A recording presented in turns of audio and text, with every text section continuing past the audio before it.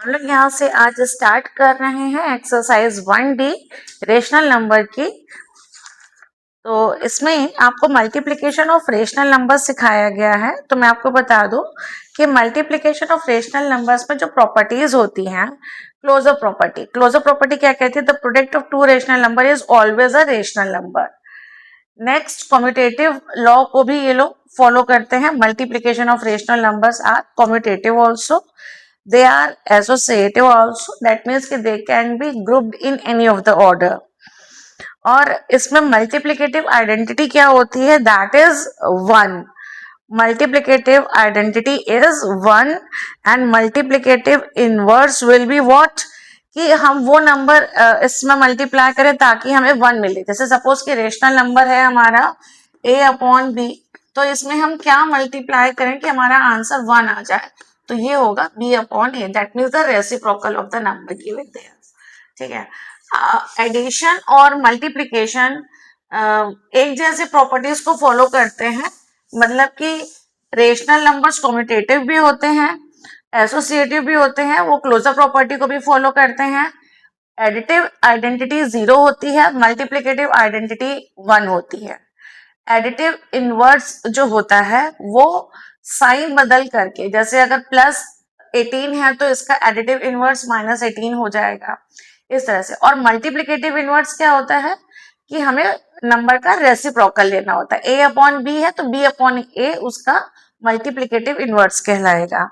ये प्रॉपर्टीज होती हैं। इसके बाद अब मैं आपको बताती हूँ कि इन सम्स को सॉल्व कैसे किया जाता है। एक्सरसाइज 1D हम लोग देखते हैं। एक्सरसाइज 1D क्वेश्चन नंबर 1 का फर्स्ट पार्ट है 3/5 इंटू -7/8। ये हमें दिया हुआ है। देखिए, मल्टीप्लिकेशन और डिवीजन रेशनल नंबर्स का हो या फ्रैक्शंस का हो, वो बहुत इजी होता है क्योंकि इसमें एलसीएम नहीं निकालना होता है। एडिशन और सब्ट्रैक्शन में जब डिनोमिनेटर्स डिफरेंट होते हैं, सिर्फ तब एलसीएम निकाल करके हमें सम्स को सॉल्व करना होता है। ये बात अच्छे से याद रखिएगा। अगर डिनोमिनेटर सेम है तो एडिशन और सब्ट्रैक्शन करते वक्त भी एलसीएम निकालने की कोई नीड नहीं होती है। यहाँ पर बच्चे मिस्टेक कर जाते हैं। मल्टीप्लिकेशन में भी एलसीएम फाइंड आउट करते हैं, मल्टीप्लिकेशन और डिवीजन में एलसीएम किसी भी क्वेश्चन में नहीं निकाला जाता है। तो चाहे वो फ्रैक्शंस हो या रेशनल नंबर्स हो, दोनों सेम प्रॉपर्टीज ही होल्ड करते हैं। तो बस सिंपल इसको मल्टीप्लाई करना है। अगर कोई नंबर किसी नंबर से दूसरे नंबर से डिविजिबल है, यानी कि कोई न्यूमरेटर डिनोमिनेटर से या डिनोमिनेटर न्यूमरेटर से अगर डिविजिबल है, तो उसको हम लोग रिड्यूस टर्म में कन्वर्ट कर देते हैं। अदरवाइज सीधा सीधा मल्टीप्लाई होगा। 3 इंटू 7, 3 7 are 21 और 5 8 are 40। अब हमको इसमें और जो ध्यान देने वाली बात होती है वो होता है साइन। साइन हम लोग रूल्स के अकॉर्डिंग लगाते हैं। प्लस और प्लस अगर दोनों रेशनल नंबर्स में, यानी कि अगर दोनों रेशनल नंबर पॉजिटिव हैं तो पॉजिटिव ही रहेगा। दोनों निगेटिव हैं, मल्टीप्लाई करते वक्त तो भी ये पॉजिटिव रहेगा। अगर दोनों में से कोई भी एक नेगेटिव है, चाहे वो पहला हो या फिर दूसरा हो, तो फिर आंसर माइनस में आएगा। अब यहाँ पे 3/5 पॉजिटिव है और 7/8 एक नेगेटिव रेशनल नंबर है। तो जब एक पॉजिटिव और एक नेगेटिव रेशनल नंबर का हम लोग मल्टीप्लाई करते हैं तो आंसर आएगा माइनस में। -21/40 will be the answer. Second part इस क्वेश्चन का है -9/2 इंटू 5/4। सबसे पहले तो मैं आपको सजेस्ट करूंगी कि जब भी आप मल्टीप्लाई या डिवाइड करें तो देख लीजिए कि सबसे पहले साइन क्या लगेगा। अगर यहाँ पे माइनस है और इधर प्लस है तो माइनस प्लस माइनस होता है, तो पहले तो साइन लगा दीजिए ताकि उसकी टेंशन खत्म हो जाए। अब देखिए कि क्या कोई न्यूमरेटर डिनोमिनेटर से डिविजिबल है। 9 क्या 2 और 4 से डिविजिबल है? 5 क्या 2 और 4 से डिविजिबल है? कोई नहीं डिविजिबल है। तो 9 5s are 45 और 4 2s are 8। तो यही इसका आंसर हो जाएगा, क्योंकि ये ऑलरेडी रिड्यूस फॉर्म में है, इससे ज्यादा इसको रिड्यूस नहीं किया जा सकता। थर्ड है हमारा -6/11 इंटू 5/3। अब ये माइनस माइनस दोनों में है तो आपका मतलब कि आंसर प्लस में आएगा, और प्लस में आ रहा है तो मैंने यहाँ लिख दिया, आपको लिखने की नीड नहीं है, मैं समझाने के लिए लिख रही हूँ। क्योंकि जब हम कोई भी साइन नहीं लगाते तो उसका ऑब्वियस मीन होता है कि वो पॉजिटिव रेशनल नंबर है। अब यहाँ पर आप दूसरी चीज ये देखिए कि क्या 6, 11 और 3 में से किसी में से डिविजिबल है? हम कहेंगे जी हाँ डिविजिबल है। 6 3 से डिविजिबल है, 2 टाइम्स 3 के टेबल में 6 आता है, और बाकी कोई भी नंबर किसी से डिविजिबल नहीं है तो अब हमें सिर्फ सीधा सीधा मल्टीप्लाई करना है, न्यूमरेटर का न्यूमरेटर से, डिनोमिनेटर का डिनोमिनेटर से। 5 2 10 और 11 1 11, तो 10/11 इसका आंसर आएगा। प्लस लगाने की कोई नीड नहीं होगी, ये ऑब्वियस है। ठीक, अब हम लोग देखते हैं इसका फोर्थ पार्ट। फोर्थ पार्ट में है हमारा -2/3 इंटू 6/7। सबसे पहले हम साइन लगा देंगे कि जो भी आंसर आएगा वो माइनस में आएगा, क्योंकि एक माइनस है एक प्लस है, एक माइनस और एक प्लस मतलब कि माइनस में आंसर आएगा। अब यहाँ पे भी देखिए कि आप 3 6 को डिवाइड कर रहे हैं 2 टाइम्स, सीधे सीधे मल्टीप्लाई करना है हमें। 2 2 4 और 1 7 7, this will be the answer. इस तरीके से बाकी भी क्वेश्चंस हम लोग सॉल्व कर लेंगे।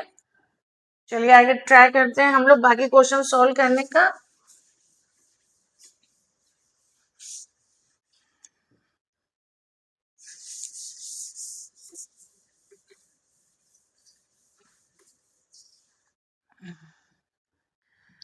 हमने सॉल्व कर लिया क्वेश्चन नंबर 4 तक। फिफ्थ पार्ट है हमारा -12/5। ये लिखा है हमने 12/5 मल्टीप्लाइड बाय 10/-3। अब दोनों तरफ क्योंकि माइनस माइनस है इसलिए आंसर हमारा प्लस में आएगा। माइनस से माइनस आप इसको ऐसे सोच सकते हैं कि कैंसिल हो गया, और 12 को 3 से डिवाइड करिए, 3 4 12। 10 को 5 से डिवाइड करेंगे, 5 1 5, 5 2 10, तो 4 2 8 इसका आंसर आ जाएगा। नेक्स्ट क्वेश्चन देखते हैं हम लोग 6 पार्ट। इसमें दिया है 25/-9 मल्टीप्लाइड बाय 3/-10। तो माइनस माइनस हमारा प्लस में आंसर आएगा, इसलिए कुछ भी लिखने की नीड नहीं है। यहाँ से 3 से हम लोग 9 को डिवाइड करेंगे, 3 टाइम्स में आएगा। 5 से 25 और 10 दोनों डिविजिबल होंगे, 5 2 10 और 5 5 25। इससे ज्यादा हम इसको रिड्यूस नहीं कर सकते। 5 1 5 और 3 2 6, ये इसका आंसर हो जाएगा। कहीं पे कोई भी डाउट हो तो आप लोग हमें कमेंट करके जरूर पूछ लीजिएगा, मैं हमेशा आपकी हेल्प करने के लिए रेडी हूँ। नेक्स्ट क्वेश्चन है हमारा 7th पार्ट, जिसमें ये पूछा गया है कि 5/-18 को अगर हम लोग -9/20 से मल्टीप्लाई करेंगे तो क्या आएगा? तो आंसर तो इसका प्लस में ही आएगा। अब फटाफट देखते हैं कि कौन किससे डिविजिबल है। तो 9 1 9, 9 2 18, ये 9 और 18 आपस में डिविजिबल हैं। 5 1 5, 5 4 20, तो 1 1 न्यूमरेटर में आ जाएगा 1 और डिनोमिनेटर में आ जाएगा 2 इंटू 4 8। तो ये मत सोचिएगा कि अगर दोनों तरफ न्यूमरेटर में 1 आ रहा है तो हम कुछ लिखे ही ना, और 2 4 8 हम लोग ऊपर एज अ न्यूमरेटर में रहते। जी नहीं, 1/8 और 8 में बहुत डिफरेंस होता है। तो जो जहां आ रहा है, अगर न्यूमरेटर में आ रहा है तो न्यूमरेटर में, और डिनोमिनेटर में आ रहा है तो उसको डिनोमिनेटर में ही लिखिएगा। कुछ भी अपनी तरफ से चेंज मत करिएगा किसी की भी पोजीशन नंबर की। नेक्स्ट है -13/15, it has to be multiplied by -25/26। Answer plus में आएगा क्योंकि माइनस माइनस प्लस होता है। 26 13 से डिविजिबल है, 13 1 13, 13 2 26। 15 और 25 दोनों 5 से डिविजिबल है क्योंकि लास्ट में 5 आ रहा है, तो 5 3 15 और 5 5 25। यहाँ पे बचा 1, यहाँ पे बचा 5, तो दोनों का मल्टीप्लाई करके आएगा 5। यहाँ पे बचा 3, यहाँ पे बचा 2, दोनों को मल्टीप्लाई करेंगे आएगा 6।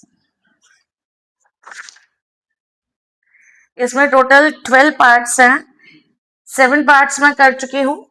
अब आगे बढ़ के करते हैं हम लोग ये मैं रब कर रही हूँ, आई होप आप लोग नोट कर चुके होंगे या आपको याद हो चुका होगा। क्वेश्चन नंबर हमने कर लिया है 8, अब हम करने जा रहे हैं 9th पार्ट।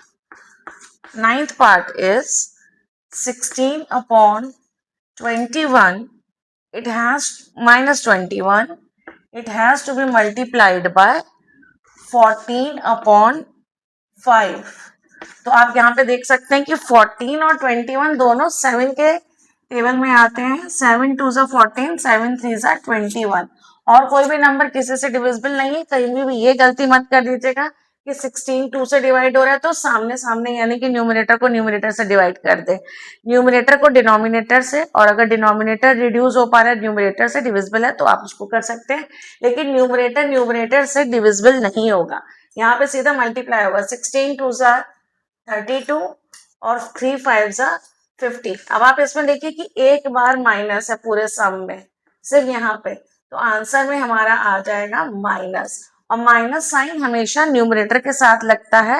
ये रेशनल नंबर्स को रिप्रेजेंट करने का फॉर्म होता है, एक तरीका होता है कि स्टैंडर्ड फॉर्म वही होता है जब हम लोग माइनस साइन न्यूमरेटर के साथ लगाएं और वो रिड्यूस्ड फॉर्म में हो। The next question number is question number 10. The sum is minus 7 upon 6. It has to be multiplied by 24. और अगर डिनोमिनेटर नहीं दिया तो हम यहाँ पे इसको 1 मान सकते हैं अगर आपको अनईजी फील होता हो तो। 6 4 ज़ा 24 और माइनस प्लस माइनस 7 4 ज़ा 28. So answer will come minus 28. The next question, question number 11 is 7 upon 24. It has to be multiplied by minus 48. तो 24 और 48 2 टाइम्स में जाता है, माइनस 2 इसका आंसर आएगा। 7 2 ज़ा 14, लेकिन माइनस में आएगा क्योंकि ये रेशनल नंबर पॉजिटिव है और ये रेशनल नंबर नेगेटिव है। अगर आपको लग रहा है कि ये रेशनल नंबर नहीं है तो आप इसमें नीचे 1 लगा के इसका डिनोमिनेटर बना सकते हैं। The next question is, and the last part, this was the 11th part, now this was the 12th part. It is minus 13 upon 5. It has to be multiplied by minus 10. Minus minus obviously plus हो जाएगा और 10 को हम लोग 5 से divide करेंगे तो आएगा 2। 13 2 ज़ा 26। So 26 will be the answer. इस तरह से हमने 1D का फर्स्ट क्वेश्चन के ऑल 12 पार्ट्स कर लिए हैं। ये वीडियो ज़्यादा लंबा ना हो जाए इसलिए बाकी के क्वेश्चन मैं थोड़ा थोड़ा करके आपको और बाकी के वीडियोस में बताऊंगी। आप लोग खुद से भी प्रैक्टिस करिए। समझ में आ रहा है तो वीडियो को लाइक ज़रूर करिएगा। Good luck.